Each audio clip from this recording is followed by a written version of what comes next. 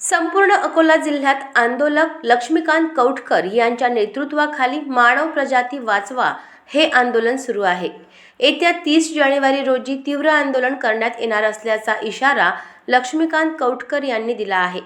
मात्र प्रशासन व वन्य विभाग हे त्याच दिवशी होणाऱ्या नरनाळा महोत्सवाच्या तयारीत मग्न असल्याने ग्रामीण भागात तीव्र असंतोष निर्माण झाला आहे। अकोट व तेल्हारा तालुक्यातील ग्रामीण भागात हिंसक वन्य प्राण्यांमुळे दहशतीचे वातावरण निर्माण झाले आहे।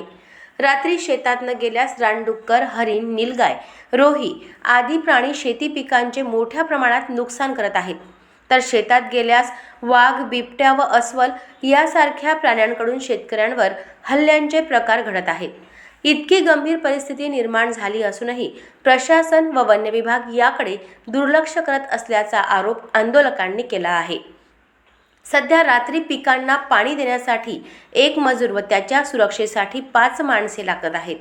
त्यामुळे मजूर मिळणे कठीण झाले असून वन्य प्राणी थेट रहिवाशी वस्तीत प्रवेश करत आहेत। हा विषय अत्यंत गंभीर असतानाही मुख्य प्रश्नांकडे दुर्लक्ष करून नरनाळा महोत्सव साजरा केला जात असल्याने शेतकरी वर्गात तीव्र नाराजी आहे। दिनांक 29 जानेवारीपर्यंत प्रशासन व वन्य विभाग यांच्यात तोडगा न निघाल्यास नरनाळा महोत्सवाच्या वेळी किल्ल्यावरून उड्या मारण्याचा इशारा आंदोलक लक्ष्मीकांत कौटकर यांनी जिल्हाधिकाऱ्यांना दिलेल्या निवेदनातून दिला आहे।